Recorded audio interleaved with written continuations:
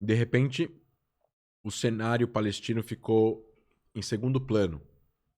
Eu, na minha opinião, acho que é bom Israel ter relação com o mundo árabe ter relação com Israel, porque o mundo árabe pode depois pressionar Israel, tendo relação com eles, para fazer um acordo com os palestinos. Acho mais fácil é pressionar amigos do que pressionar inimigos. É. Então, a questão palestina ficou em segundo plano e ainda mais o Hamas em Gaza. Os palestinos iam ter que ter eleições agora em março, em maio, junho. E o presidente palestino cancela as eleições porque ele está com medo de perder. Então ele cancelou.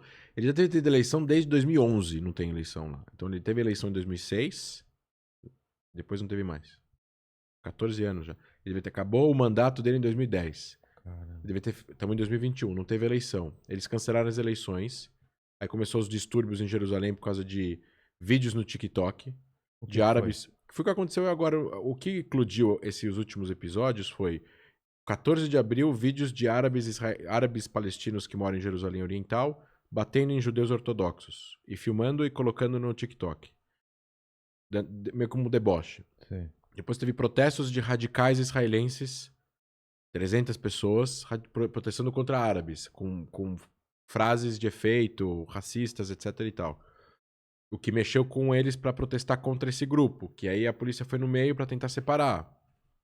Aí você tem gás lacrimogêneo para lá e para cá e canhão de água entre os dois. E aí você tem visões, fotos. Aí você tem nisso você tem a influência de televisões árabes que aumentam o que acontecem, como a Al Jazeera, por exemplo, que é o canal estatal do Catar.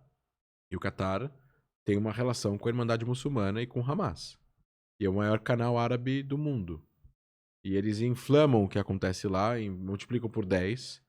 Isso inflama as pessoas vão pra rua protestar, e aí você perde o controle.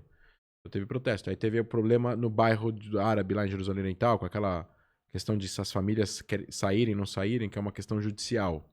O terreno pertence a organizações judias desde 1875, e quem mora lá eram refugiados árabes que foram parar lá depois que a Jordânia conquista essa parte, depois Israel conquista da Jordânia.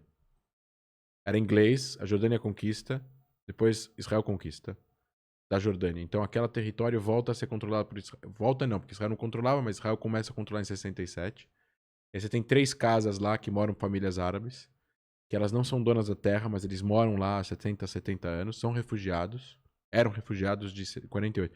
A questão é que, por que eles ainda são refugiados? Né? Essa é a grande pergunta, né? Mas eles não precisavam ser, mas eles são considerados refugiados porque fica perpetuando esse status. E aí você tem uma questão judicial de gente que tem terreno e quer reaver a posse ou pagar aluguel. Eles não pagam aluguel há 20 anos. Então, agora, se você não paga aluguel e você está num lugar há 20 anos, vão te tirar de lá. Agora, se você tiram de lá, você é árabe em Jerusalém Oriental, vai cair o mundo, porque é muito sensível, muito polêmico. Tem um monte de simbolismos e agendas e polarização mundial. E aí você tem entre Estados Unidos, ou seja, você tem, olha o envolvimento americano, russo, de grandes potências por causa de 3 famílias, 4 famílias. Quer dizer, não é para tanto, não é para começar uma guerra, porque você tem um problema judicial com 3 famílias numa casa. Você precisa resolver, obviamente, eu sou contra que eles saiam de lá, apesar de o terreno ser das organizações judaicas, eu sou contra. Não O vale a bairro é pena. 98% árabe, tem que deixar do jeito que tá, dar um outro jeito, compra os direitos da organização, o governo israelense precisava intervir e tal, mas é difícil, porque Israel, como uma democracia liberal, não é que você pode ligar para o primeiro-ministro pode entrar num processo judicial que está acontecendo no Santo André. Entendi. Não funciona assim, entendeu? Existe uma divisão de poderes aqui. Não é a Rússia. O Putin pode ligar pro juiz e falar, toma essa decisão e acabou. Mas você acha que esse conflito de 10, 11 dias começou, então, por causa de um vídeo de TikTok? Uhum. Cara, que absurdo. Eu sempre achei nocivo o TikTok, mas não é esse ponto. Não é por causa disso, Não, mas claro, mas assim, foi o gatilho. foi um gatilho. Isso foi um gatilho. As eleições palestinas foi um gatilho, canceladas. O negócio do bairro de Jerusalém foi um gatilho e os protestos na mesquita de Al-Aqsa. Mas é que uma coisa levou a outra. O protesto do TikTok levou protesto. O negócio. As agressões do TikTok levou protestos judeus. Radicais. Que levou protesto do outro lado, e ao mesmo tempo, em paralelo, a questão das eleições palestinas e o negócio do bairro. Aí levou protesto na mesquita de Al-Aqsa, fim do Ramadã, que é bem sagrado para os muçulmanos nos últimos 10 dias. Mas qual foi esse protesto? Ah, Em eles, relação. eles rezam e depois tinha a galera que quer jogar pedra e paus na polícia de Israel que tá, Ah, que tá. tá nas entradas, né? Eles Protegido. não estão dentro. E aí Israel teve que entrar dentro. E no que tá dentro, aí no dia seguinte proibiu de entrar 200 pessoas que eles já tinham fichado que eram arruaceiros. E aí estão falando que Israel tá quebrando o status quo, que é deixar todo mundo rezar num lugar que é islâmico.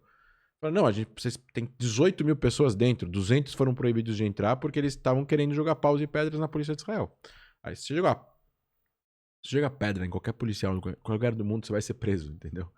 Nos Estados Unidos, na Alemanha, na França, no Brasil, na Tudo Argentina. isso antes de ser Disso, lançado o ataque isso, e aí aéreo. que aconteceu. E aí quando rolou essas coisas, o Hamas, aí teve um deputado israelense da extrema direita que foi lá visitar o bairro e falou que o bairro vai ser judeu e não sei o que e tal. Cara. E aí inflamou, e aí o Hamas jogou 7 foguetes em Jerusalém.